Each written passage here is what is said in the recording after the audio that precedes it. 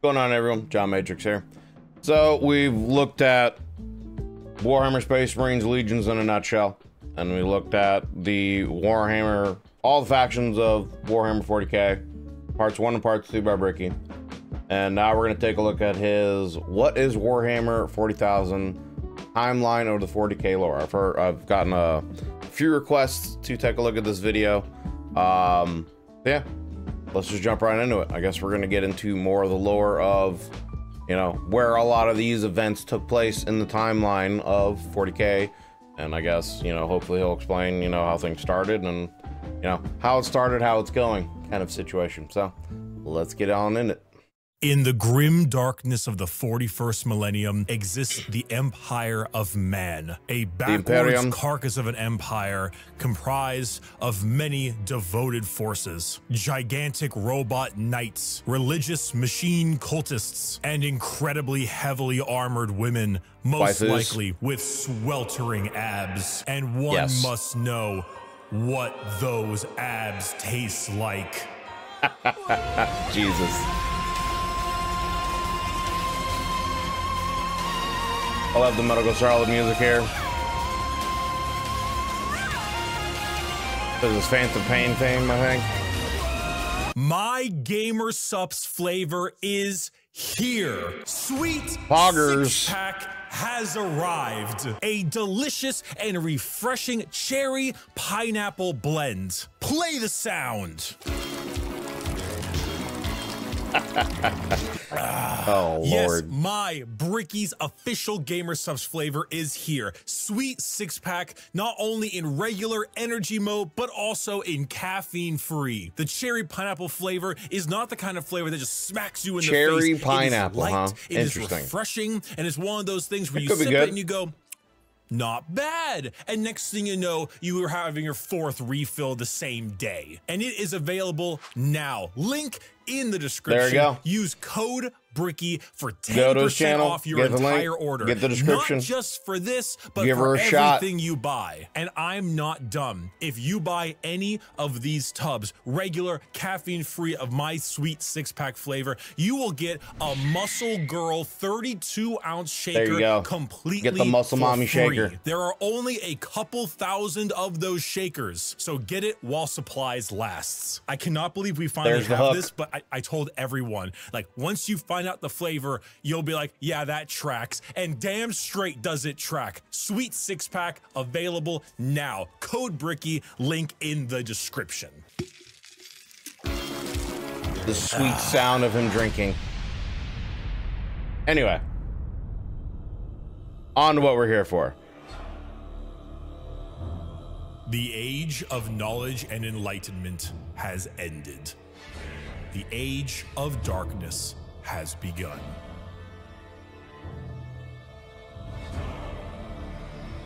Roughly 60 million years ago, there existed A long ass time ago. And these aliens lived short, painful lives. They belonged to radiation-stricken worlds and often died of various cancers before the age of 30. These aliens, the Necron tier, looked up to the stars and found extreme beings of real power. Beings with the ability to create life. The Old Ones of the galaxy. They asked these Old Ones for help. He talked about this, obviously, some in their faction lore stuff. Hello? Go backwards, please. The Old Ones of the galaxy. They asked these Old Ones for help. Please cure us of our ailments. To which the Old Ones said, piss off. So the Necron tier gathered together. I mean, that would suck too, like, just being a civilization that is like born into a radiation infested world and you just have nothing but like cancers and problems and whatnot, and then you find these beings that, you know, are essentially gods, and you're like, bro, hook a brother up, can I get a little help? And they're like, fuck you, dude. You'd probably be pretty mad too. Together and did the sensible thing.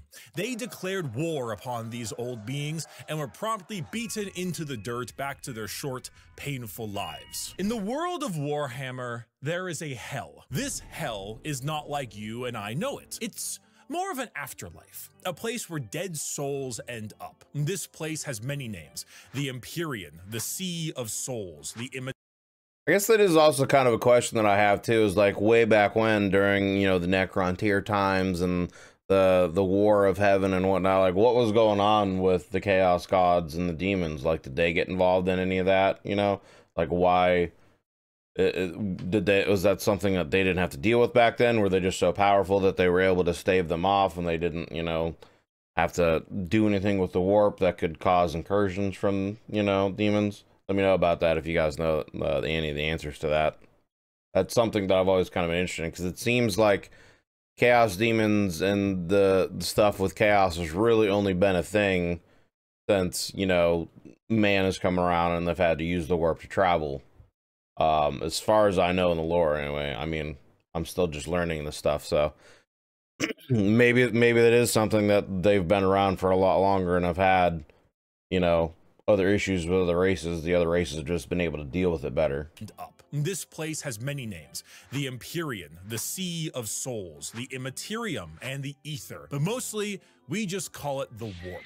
While you and I know of Hell as a place of horrors and punishment, the Warp isn't really that. Not in the beginning. It's energy, but the kind of energy formed from thought and soul, psychic energy, where the dead souls of people end up in a place that is impossible to understand. No laws of reality exist. Like, time is merely a suggestion, and it is not something that can be braved easily. The Warp would be like sailing the ocean in a pirate movie. To jump from your ship would be certain death. To stay in the sea for too long on your boat could drive a man mad. And there are many dangerous things lurking in those depths. Yet, the sea is not evil. It simply is. There.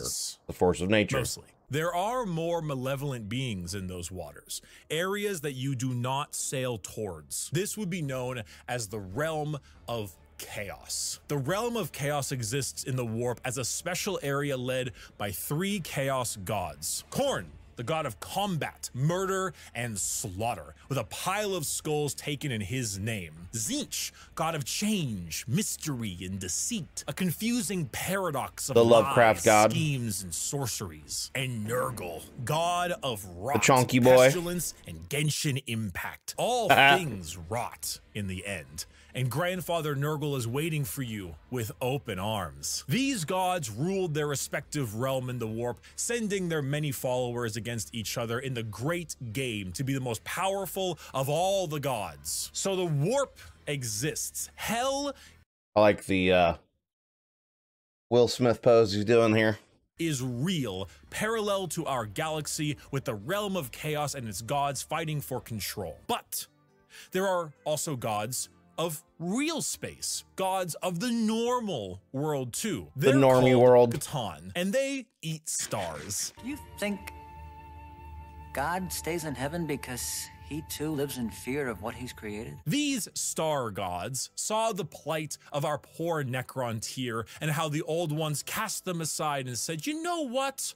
You guys want immortality?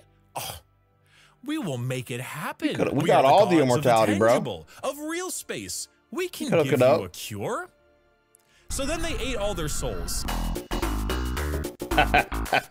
and turned them into robotic automaton, feasting on their souls. Egyptian Terminators. A hollow shell of an intelligence left that is technically immortal. With the power of an entire species' souls, they turned their new robotic slaves on the old ones and hunted them to extinction. The Necrontyr, now the soulless, undying Necrons, got their wish at the price of their souls. But we can count the number of kind gods on an amputated hand. With time, the selfish star gods turned on each other, fighting one another for more chances at glory and power. With this, I mean, what else do you do, right? You got nothing else to do but fight amongst each other.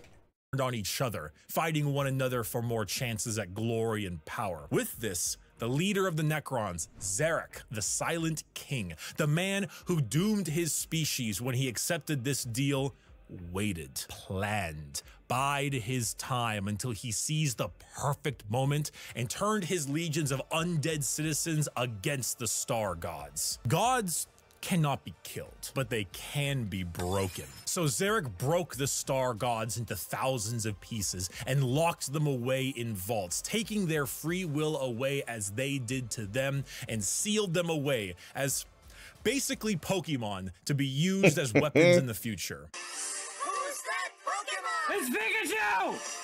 It's the Void Dragon. Zarek then, with his perfect a great memory, meme. exiled himself for his sins, flying out to the darkness between galaxies to atone for what he had done. This entire situation, the genocide of the Old Ones and the rebellion of Zarek, will go down in history as the War in Heaven. It is the most...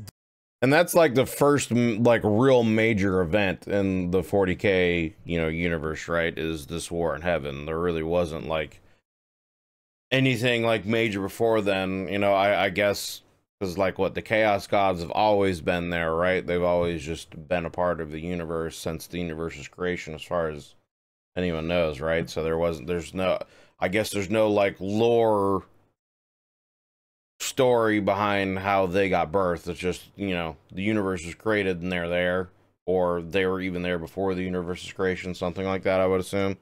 But yeah, there weren't any like other, at least right now, I guess in the canon lore, there's no other like major events that have happened before that, right? Nothing with, you know, the Old Ones other than them just going around seeding life in the universe.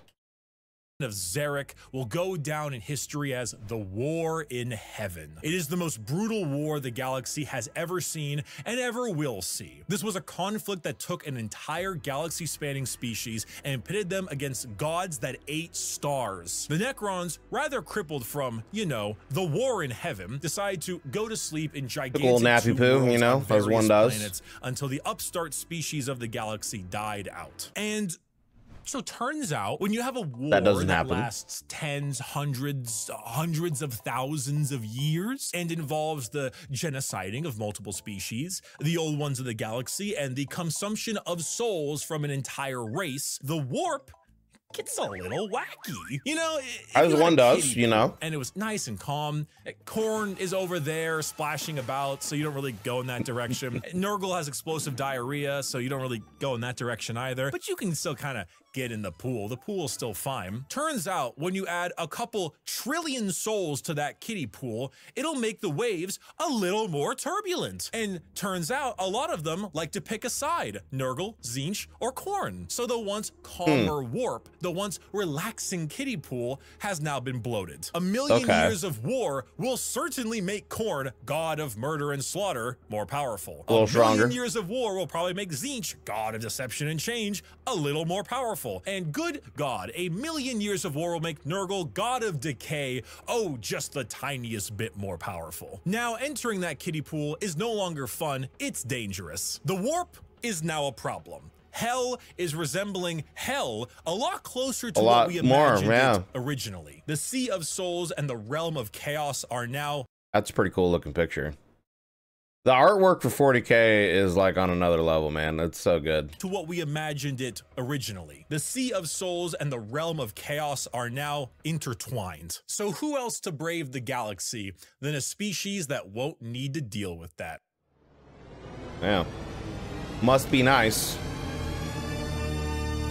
Turn it up. Are space elves. They have a lot of the traits that you probably think of when you think of elves. Tall, slender, pointy ears, bit more androgynous looking, no matter what DeviantArt will tell you, and a bit stronger on the emotional side. The Old Ones, as I mentioned, could create life. And when they were getting, you know, absolutely bodied by the Catan and the Necrons, they made some new races to try to help them. They made the Eldar and the Orcs. Was the Eldar. It didn't save them, but they're here now anyway. Oh, and also the Orcs, but they're busy right now. Yeah. What game is this? The Eldar are a particularly psychically powerful race. So they were really adept at being able to handle the new turbulent warp of chaos. And okay, that makes sense. Necrons. That answers some of my questions from the previous videos. Like, I guess, you know, why the chaos demons weren't as big of a problem. Like, they were just more adept at psychic powers and being able to deal with them.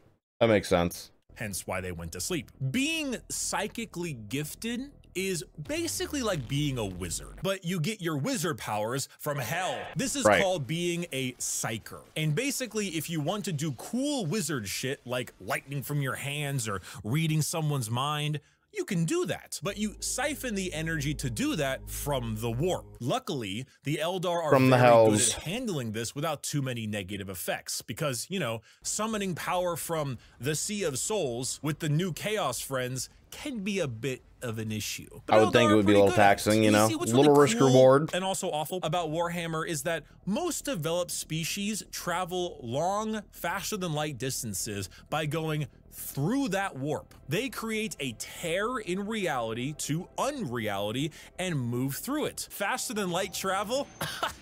Cringe. We go through hell itself to deliver your packages. For those of you who play Minecraft, it always reminds me, like, kind of a side tangent. It always reminds me, I don't know if anyone's seen the movie Event Horizon, you know, because the idea of that movie. It's a great movie, by the way. It's a good horror movie from, you know, the mid-late 90s. But the idea of the movie is a new experimental, you know, spacecraft with, you know, wormhole travel capabilities, faster than light capabilities is made, and it's disappeared for a certain amount of time, and then reappeared at the edge of the solar system. And turns out that when they're traveling through, you know, these wormholes, they're actually going through hell.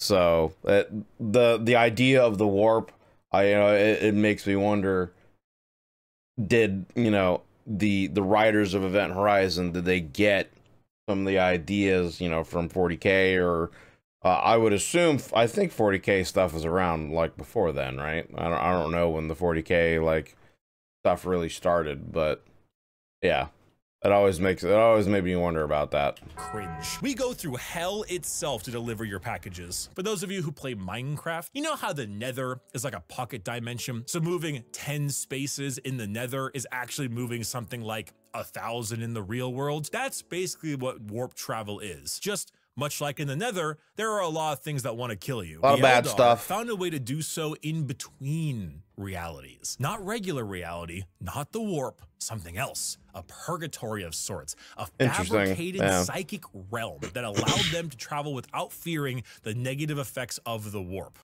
So has any other species, I guess, in the 40K universe created something like this? Because I would think, you know, like the old gods and the gods of stars and the Necrons, with how advanced they were. You know, if the Eldar were able to do this, I would think species that came before them that were potentially more advanced than them would be able to do something like this. But, you know, is there any lore that maybe the Eldar, like, just happened to have found this webway from something that was already created? Or, you know, is it, yeah, they made this their own, you know, they created this? Because it's pretty advanced, you know? Being able to create your own kind of pocket dimension between realities to be able to travel safely without having to, you know, deal with the warp. That has a lot of advantages, especially tactically when it comes to, you know, war and fighting, you know, not having to worry about dealing with issues of the warp. Psychic realm that allowed them to travel without fearing the negative effects of the warp. The Eldar were the perfect fit for the new galaxy, and they took it with open arms and pointy ears. The empire of the Eldar spread everywhere, and it spread all the way until now, the 21st century. That's right, while you were watching NPC streams on TikTok, the space elves were ruling the galaxy, and they did so for quite a long period of time. The 21st century came and went. Humanity grew and grew, all under the nose of their elf overlords. At this time, humans advanced, your classic sci-fi style way. We began to expand, colonize our solar system, terraformed our planets, created new and more powerful machines and starships. The age of Terra, also known as Earth, but we call it Terra. And in this, like, isn't that considered like the start of the Age of Enlightenment for humanity, where we like just kind of expand almost uncontested throughout the galaxy, I think. Here was here. and existed between the 21st century all the way until the 15th millennia. Not much is known about this time, not much needs to be known. Humanity grew up, saw the stars. It's classic. Then came the years between 15,000 and 25,000, the age of technology, or to some, the dark age of technology. This is when humanity reached a new apex. Yeah, wasn't there like an AI uprising kind of thing that happened? And that's part of why in the current timeline of 40K, like, people are extremely hesitant of wanting to create new technologies and things like that. You know, it's almost kind of seen as heresy to create new technologies because they're afraid of, you know, AI and the machine spirit taking over and doing, well, evil things or something like that. You know, correct me if I'm wrong, but isn't that the case? Some, the dark age of technology. This is when humanity reached a new apex of technological understanding. When you think of sci-fi, there's a lot of things you can think of. Star Trek, maybe Star Wars style. You can go cyberpunk dystopian. The age of technology was deep sci-fi, like a scientific prowess that fringed on magic. This is also when the first ever psychers began showing up in humanity. Individuals with the genetic mutation to be able to access the warp, and then because of that, travel through it. Humanity was no longer constricted to their early ways of travel. With warp travel, they could go anywhere in the galaxy. They equipped ships. You know, it's just like, you know, in Mass Effect, finding the mass relays, or, you know, in Star Trek, learning, you know, warp technology, being able to travel great distances in a short amount of time is what obviously is going to be the key to expanding throughout the galaxy. So that's obviously a huge, huge deal. With gigantic AI machines, with everything you would ever need to know about mankind, and sent them out on colony ships to expand their influence across the galaxy. This was truly the golden age of humanity. And with every golden age, oh Lord, there is a fall. The Berserk While reference. The new human upstarts of the galaxy were reaching new levels of technology and prowess, the Eldar were engaging in Debauchery! Debauchery! Debauchery! What happens when a species has everything? You can produce unlimited food out of... I talked about this in, you know, the 40K Factions Explained Part 2 video, where it's like, you know, it is kind of an interesting, you know, it's an interesting idea of, you know, as a species, would you get to that level of advancement where you don't really have any kind of challenges anymore from like the natural world or universe around you? You know, food is no longer a problem, energy is no longer a problem. You don't have any other species to war and contest against. You're not fighting amongst yourselves. You know, disease isn't a problem. I think, like I said, no one's really answered this question in any comments yet. So I don't know if I'm right and people just haven't answered, but I think that the Eldar are semi-immortal in that they don't die from old age. They can die from, obviously, from like being murdered and having accidents or stuff like that, but they don't necessarily die from old age as far as I know. So like when you're a species like that and you're at the pinnacle of technology and existence, like, you would tend to get bored, man. What else would you do, you know? And there's only kind of really, I feel like, a few pathways. Either you go like to a super spiritual advanced pathway, or you kind of like devolve and go along what happened, I guess, to a lot of the Eldar with that, you know, whole getting into sensory overloads and really getting into, you know, like addictions and pleasures and stuff like that. When a species has everything, you can produce unlimited food out of nothing. Your need for farmers and workers, gone. You have dominated the stars and have created a fast travel system that doesn't rely on the dangers of the warp. You have nothing else to do. You have no struggles, no problems, and feel as if there is nowhere else to go. Well, you begin to experiment. The Eldar started harmless enough. You know, you take a serious interest in your species' culture, your arts, paintings, poems. Kind of like a Renaissance period, you know? That's what I would think it would probably start as, is like, yeah, like art and culture and music and philosophy and things like that would probably start to really explode and expand, because I mean, that's what happened with our species throughout a couple different time periods, you know, like philosophy and things like that really became big during, you know, a lot of the Greek and Roman time periods, because during those time periods, you know, there were certain areas where humanity like was so well off that they didn't really have a lot of as many challenges. And then of course during the actual Renaissance, you know, period where, you know, art and technology and a lot of things, you know, it came to be.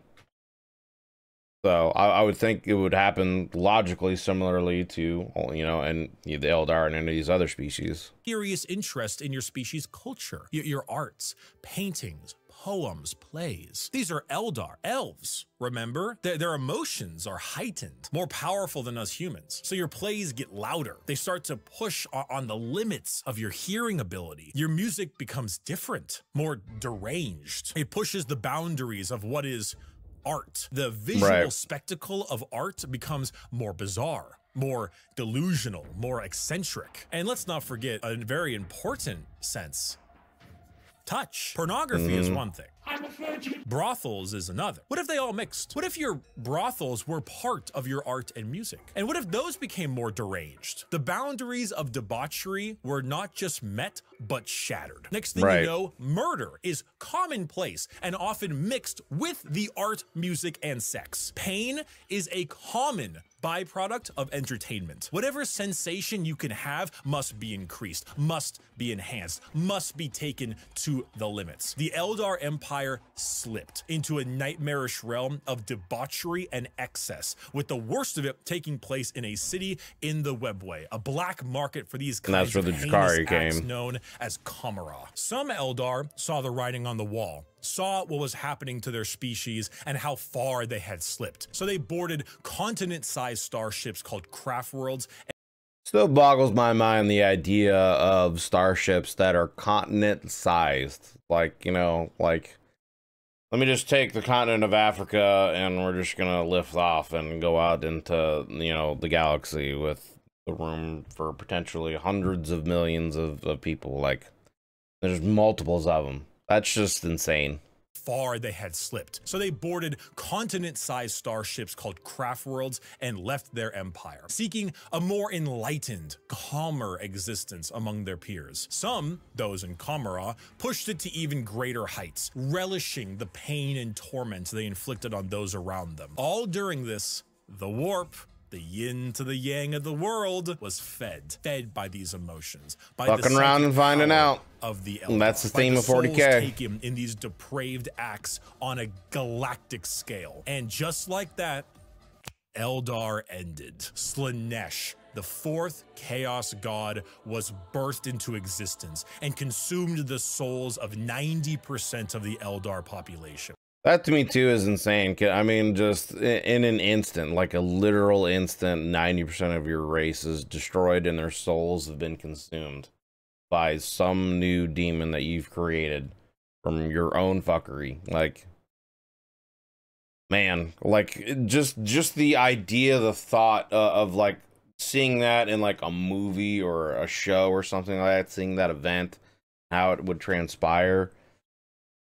Insane. Existence and consumed the souls of 90% of the Eldar population. Those that fled were spared the worst of it, and those in the Webway and Kamara were able to stave off the pull of Slaanesh so long as they continued to commit horrid acts of torture. Just keep doing what you're doing. Violence. We're good. But for the majority of the Eldar, their empire died with Slaanesh's birth. The new fourth chaos god, she who thirsts, the god of unspeakable excess of pleasure, pain, hedonism, and perfection, had been born. With the fall of the Eldar Empire came the ruin of humanity. Slaanesh's birth sent storms in the warp across the galaxy, making travel between star systems impossible. Coupled with a huge classic AI rebellion as a staple in this this is what I was talking about. Yeah, okay. impossible. Coupled with a huge classic AI rebellion, as a staple in these sci-fi settings, humanity began to suffer the age of strife. Now, planets that relied on intergalactic travel were completely cut off. Long-range messages, normally sent through the warp, were snuffed out. If you were a planet that was great at mining stuff, but couldn't get food, well, right, now you're fucked. You know that movie about the rugby players in the mountains? Oh, and because of these insane warp storms and fluctuations, psychers began to appear among the human population a bit more often. Now, this initially had them hunted down as witches, because that's pretty common in this setting, but some deemed it right to protect them. Unfortunately for those people, yeah, I could see it being like little pockets of like cults and things like that, worshiping psychers as, you know, more than human or potential demigods or something like that. I could see things like that happening. That'd be kind of almost an interesting story too. Are there any stories of that, like in 40K, of like little mini side stories of, you know, maybe some like off worlds or whatever during this time period where, you know, maybe some psychers were born or something like that and they were kind of like worshipped as demigods or something? That'd be kind of interesting. That's pretty common in this setting, but some deemed it right to protect them. Unfortunately for those people, psychers, because they open a gateway to the warp, don't really know how to use their powers well, and they kind of attract demons who then force their way through the psyker as a conduit of sorts and begin to slaughter the population of your planet. The age of strife was a catastrophic period of time for humanity and set back their progress tenfold over the not one, not two, but 5,000 year period. During this time, the age of humanity that we know began to form. Worlds equipped with large mechs for agriculture began to equip them with weapons. They had to survive, and demonic invaders. Over 5,000 years, this became a custom and tradition, dubbing them as night worlds, a feudal society of honor-bound knights in gigantic robots that uphold the chivalric code to defend their worlds and honor. A group of individuals on Mars, after radioactively bombing their planet to become inhospitable to human life, ran their entire lives underground on the few life support systems keeping them alive. Those technicians who could work on the machines and keep them operational were revered, and over 5,000 years went from skilled members of society to full-blown priests. The cult Mechanicus, or tech priests of Mars, formed in the ashes of the red planet with a This is stuff that's starting to get pretty interesting to me, is how a lot of this stuff formed, you know, how the mechanic, you know, cults formed, and, you know, all this stuff. This stuff I find very fascinating. Or tech priests of Mars, formed in the ashes of the red planet with a religious fervor and doctrine on the cult of the machine god. And on Earth, or Terra, techno-barbarian tribes waged war across the planet in a Mad Max style of blood and gore, until finally a mysterious man who lived in the shadows of Terra for millennia finally revealed himself to the populace. His name was the Emperor. He deemed himself the Emperor of mankind. Where did he come from? I don't know. Why is he 10 feet tall and the most powerful psyker of all of mankind? I don't know. Why is he basically immortal? I don't know. Where'd Cotton Eye Joe go? Stop asking questions. Just go with it. I don't know. Why is he basically immortal? I don't know. Where'd Cotton Eye Joe go? Who knows? But he's here, and he isn't happy with all of you ripping up. I said this in one of my other videos. I thought I had read something, and I don't know if it's true lore or not, because some people had made some comments that they don't really know exactly where the Emperor has come from. But I thought I had read something somewhere, some lore video that I watched, or that I read, I don't know. I thought I heard somewhere that, like, the way the Emperor came to being was, like, way back in early, you know, tribalistic days of man. They were, like, a group of shamans in some tribe, and they were psychers, and they saw the future, and they knew what was coming with, you know, everything that was going to happen to humanity. And so a group of them underwent some kind of ritual where they committed suicide, but the ritual combined their souls into the one being that became the God Emperor, and then were reborn as him. And then he was just kind of in the background of humanity influencing certain points in history to get things to go to a certain way until he revealed himself. Obviously, I don't know if that's like actually how it happened or not, if that's true or not, if that's just like a fan fiction thing that I read somewhere or watched in a video or something, but it would kind of make sense that, you know, or at least it sounds like a good theory if that's the case. So I guess let me know if that, I guess from what he's saying, he, you know, no one really knows. So I assume it's some kind of like fan fiction thing somewhere. Jogo. Who knows? But he's here, and he isn't happy with all of you ripping up Terra. So he began the Unification Wars, where he and a very early version of the famous Space Marines, the Thunder Warriors, reunited Terra under a single banner.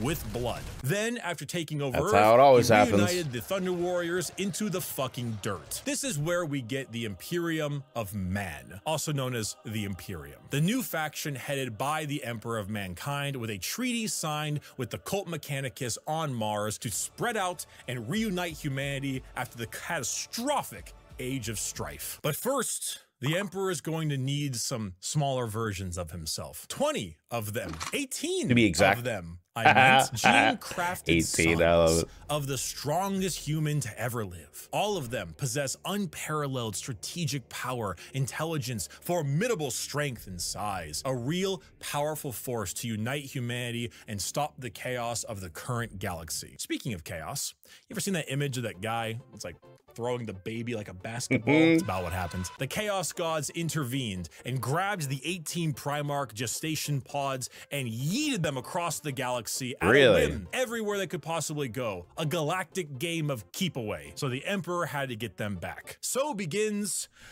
That's interesting. That's something I didn't know about either. So he went to create the Primarchs, and I guess the Chaos Gods saw that, and they just like spread them throughout the universe, so the Emperor had to go on a quest to get them back. Interesting. Galactic game of keep away. So the Emperor had to get them back. So begins the Great Crusade. A crusade across the stars to reunite not just humanity, but the Emperor with his fallen sons. The first to be found was Horus,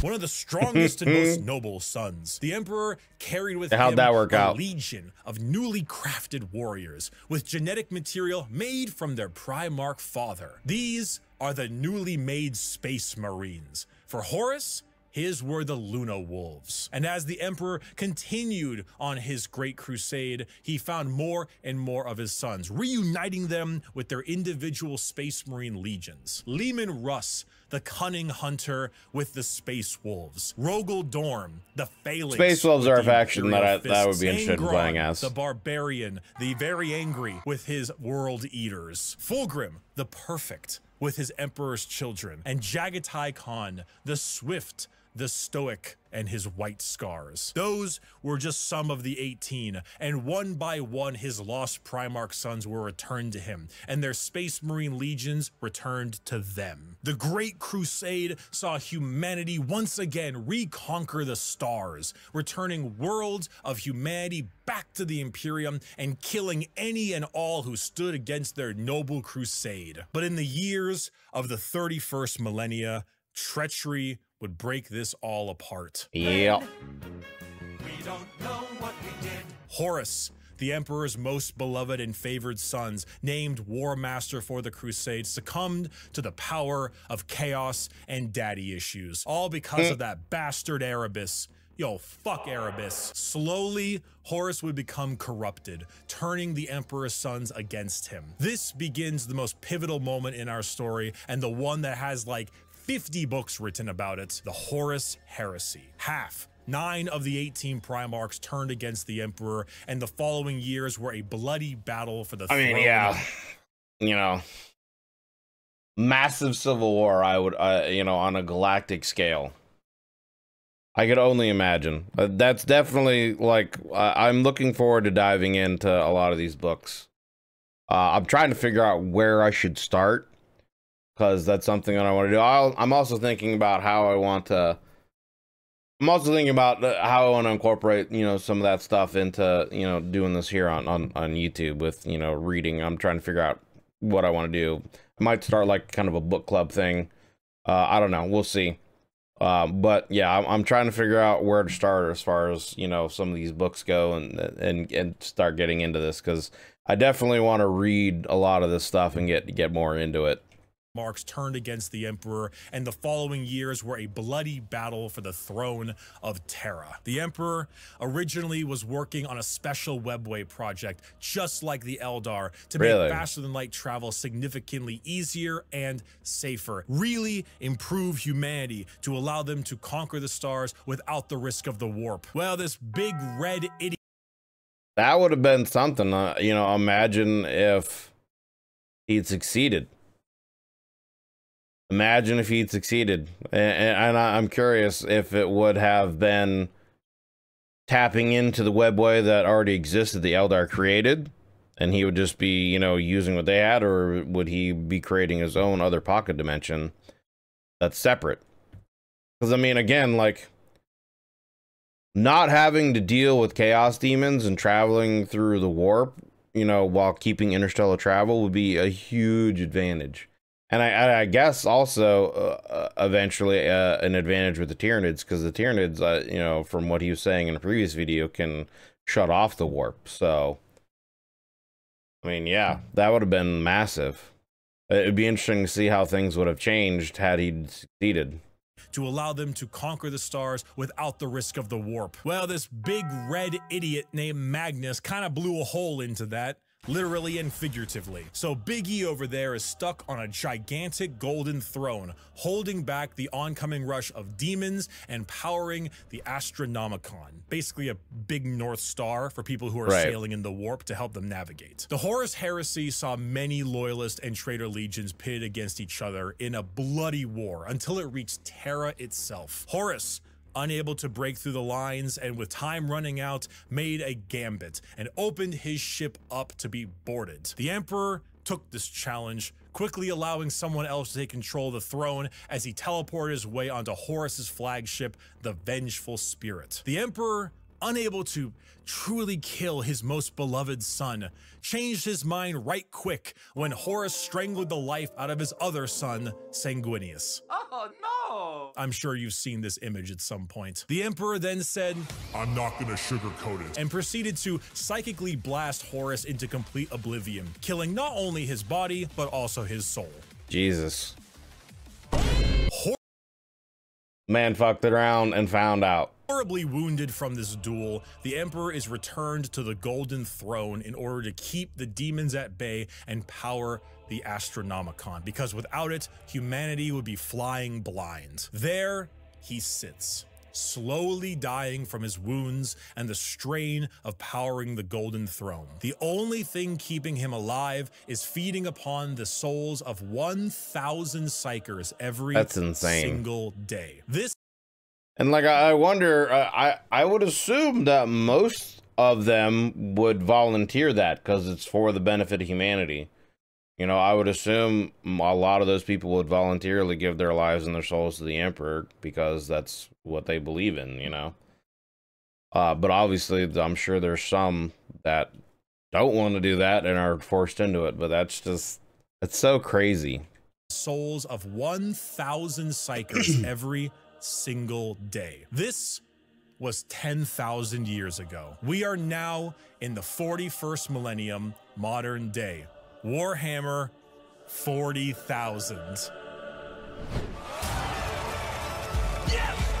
The Emperor remains on his throne. The Imperium is a rotting carcass of an empire, a fascist, xenophobic cult that worships the Emperor as a deity despite him never wanting to be seen as a god. Over the span of Yeah, he was all about enlightenment, technology, and progress. He didn't want anything to do with a religion. Despite him never wanting to be seen as a god. Over the span of 1 million. And I wonder how much of that was people vying for control, so they just formed a religion around, you know, the Emperor. A, as a means of control, but also probably as a means to keep humanity unified and from fighting each other. You know, I wonder how much of that factored into the creation of this religion. Him never wanting to be seen as a god. Over the span of 1 million worlds, the ecclesiarchy, the Church of the Emperor is spread throughout. Inquisitors with unparalleled power root out any sign of heresy or lack of devotion to their god Emperor. The other half of the traitor legions move about as Chaos Space Marines, raiding and pillaging the Imperium, while the loyalist half does their best to keep the Empire alive. All throughout this, they must endure orc invasions, orcs and Eldar and trickery, demons, the reawakening of the Necron race, and the Great Devourer, the newest Tyranid threat from the darkness between galaxies that has arrived to feast on their worlds. The theme of Warhammer 40,000 is regression and intolerance. Every major faction in Warhammer has had an empire that spanned the galaxy only to be crushed back to a hollow shell of what they once were due to their own failings. Culture, the arts, personal freedom, religious tolerance, the simple possibility that alien life might not want to kill us is considered heretical and is often met with a pistol to the head. There is no time for these things. All there is time for is worship of the God Emperor and a million wars to be fought. To be a human in the 41st millennia, like the Emperor's like a dying version of Goku trying to create a spirit bomb, and then everyone just like giving him his energy. Like that's the imagery that just comes into my mind as he's talking here. And a million wars to be fought. To be a human in the 41st millennia is 99% of the time to live a horrible existence. Yeah. I would think life in that universe would suck so bad. Like literally your entire existence is basically just to be a slave to something. Like you're gonna have to fight, you're gonna have to die, you're gonna be killed in some awful, terrible way by a demon or a warrior of chaos, or eaten alive by a Tyranid, or flayed by a Drukhari and made into some awful sex toy, and only to have your soul be taken to the warp and be turned into some kind of evil chaos demon being thing. Like, there's nothing to look forward to in the 40K universe, man. Life would suck. 41st millennia is 99% of the time to live a horrible existence. Like, we think we have there are people that think they have a hard life here, man. Imagine having to deal with that. 41st millennia is 99% of the time to live a horrible existence, to be one of trillions of other humans across a million worlds throughout the galaxy. A galaxy where AI is outlawed, so humans are repurposed and lobotomized to become slaves. A place where lack of devotion is met with death. And if you even have devotion, there is a good chance the threats to the galaxy, chaos, and aliens will kill you anyway. Warhammer is a world where you revel in being bad. There are protagonists, there are antagonists, but every faction is some shade of evil. Because playing the bad guys is always more fun. And my friend, you have a selection. So pick up that las gun, soldier. You and the other 3 million men and women in this single deployment on this single world in this single battle will now show them the might of the God Emperor. That weapon in your hands has killed 99% of the alien populations in this galaxy. Unfortunately for you, soldier, you're fighting the final 1%. May the Emperor be with us. Glory to the first man to die, for in the grim darkness of the far future, there is only war.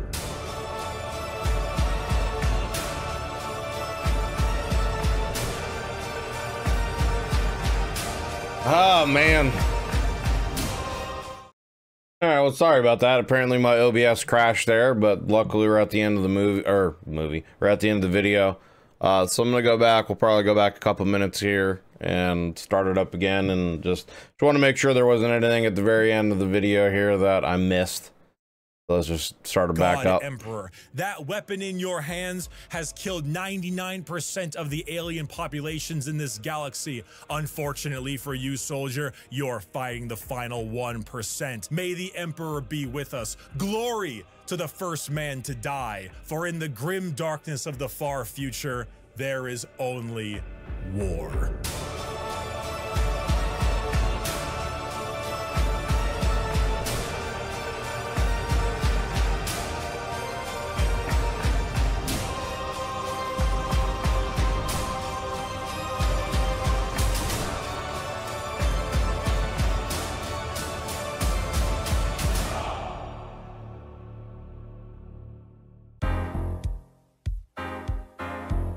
Thank you, everyone. I hope I have helped teach you Ricky. about Warhammer. If you are a brand new person and you want to get a bit more about the world, there are multiple books that do a great job at showing off how the entire universe operates. For the most part, Warhammer is a setting, and often stories are told in that setting with a Warhammer coat of paint. Gaunt's Ghosts is Band of Brothers, but Warhammer. It's honestly one of my #1 recommendations for new people. Assassinorum Kingmaker is an assassin novel involving those night worlds. This is Mission Impossible, but Warhammer. Bloodlines is Blade Runner, but Warhammer. And the list goes on and on. If I had to recommend a brand new novel for a first-time Warhammer enjoyer, these are the 4 I would recommend. Horus Rising, Caiaphas Cain, First and Only Gaunt's Ghost, and Infinite and the Divine. They are all fantastic novels, and they will get you acquainted with the world without needing to know too much. Thank you all so much for watching.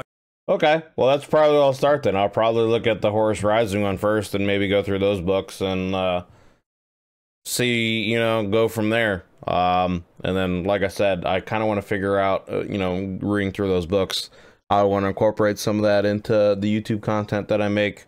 I don't know if I just want to sit here and like just read and like put that on YouTube, but I might just, you know, go like do like an overview of chapters and reviews of the books or whatever at the end and give my thoughts on them and stuff like that as I'm going along. Maybe do a book club thing kind of like that. You know, if that's something you guys would be interested in and interested in following me do, you know, let me know in the comments. 'Cause if it is, you know, obviously I would encourage you more to do that. So yeah, so it sounds like some good places to start there as far as that goes. Yourself a Gamer Subs flavor. Enjoy Go over there, check Berkey out, check his channel. I'm gonna have the link down below to this video on its own. So if you guys just want to watch this video on its own without, you know, my face and commentary here ruining things, you know, just go down there and click on the link and click on his channel, check out his stuff, and you know, go follow him on all the stuff. And he's got a Twitch channel, YouTube channel. I'm sure he's got social media stuff, you know. Seems like a good guy. Go over there and follow him. And if you're curious and you want, you know, just a little lord, you can find him in the description as well on my merchandise store, orchid8.com. Thank you for watching, and may the God Emperor be with us. Okay. So, good video overall. Most of it is stuff that he already kind of, like, information-wise, most of it is stuff that was already gone over in other videos that I've watched of his. So, I didn't really learn a ton of new stuff, other than some of the earlier stuff with man was kind of interesting, you know. Obviously, during the Age of Strife, when Slaanesh was born, and they were cut off, you know, a lot of the worlds were cut off from each other, how man kind of evolved and split in different ways in different worlds. You know, and the, you know, like the Mechanicus guys on Mars, you know, they kind of had their own ideas and religion formed around technology, and the night worlds and them having to repurpose mechs and things like that to become war machines to defend themselves. And then obviously the rising of the Emperor and him, you know, reuniting, you know, humanity and then going out into space. It's interesting that, you know, he was trying to create his own web version of the webway. And again, like I asked, I wonder if it's a situation where he was just going to be tapping into what the Eldars had already created, or was he making his own version of a webway? And it really would be interesting to know how things would be different in the universe if he had succeeded, you know, because I mean, it's a huge issue, obviously, having to go through the warp and dealing with chaos, you know, demons and all those kind of things. So being able to have safe travel would be huge. And it's also just a tactical advantage in general of not having to deal with the warp. Plus, you know, like he said in another video, that the Tyranids being able to cut off the warp if they, you know, are invading a world and the world is cut off from the warp and you can't get reinforcements, that's a massive disadvantage. So having your own webway and still being able to get reinforcements there would be, you know, a huge, you know, boon. But it definitely was nice, you know, getting a lot of the stuff put into kind of a series of events so you can get a perspective of, you know, how things started, how it started and how it's going, you know, that whole meme that's going on nowadays. So yeah, great video. Like I said, I'm interested in getting into more of the books and starting to read a lot of those things. So I might start off some of the recommendations that he put up here. Let me know your guys' recommendations for books to get into and some places to start. And like I said, if you'd be interested in me, I guess almost kind of like a vlog thing. I don't know how I would do it, but I would stop to think about it more about how I would want to do it. But I guess, you know, maybe going through, you know, like reading a certain book and like doing a review of like chapter 1 to chapter 5 or something like that, and going over those and giving my thoughts on those, and going through, you know, a book that way, and then at the end giving my overall review and thoughts of it. You know, if that'd be something you guys would be interested in having me do, let me know, and I'll see about, you know, maybe doing that at some point in time. You know, with the holidays around, things are kind of a little bit busy, but once the holidays end and we get into the new year, that might be something I look at doing. I also currently have a poll going on my communities tab. If you guys are interested, I was wanting to gauge the interest of the community to see if people would be interested in playing Darktide. I've said interested too many times in that sentence right there. But yeah, I just wanted to know how many people would want to play, you know, some Darktide. I was thinking about just doing a little community get-together game night at some point in time. Thanksgiving is coming up this week for us in the States here, so it probably wouldn't be until, you know, a week or two maybe after Thanksgiving, so probably around the start of December, something like that. But I was thinking maybe on a Friday night or over the weekend or whatever, for those people that were interested, we could jump on my Discord and just hang around and, you know, play some Darktide for a few hours and just chill out and have a good time. So if that's something you would like to do, like I said, there's a poll in the community tab. Just go in there and vote. Let me know if you'd like to do that or not. And if enough people would like to do that, I'll see about getting that together and figure out how we can do that. So yeah, thank you guys very much. If you are watching here to the very end, it definitely means a lot. Like I said, go check out Bricky stuff. I'll have his links and information down below in the description.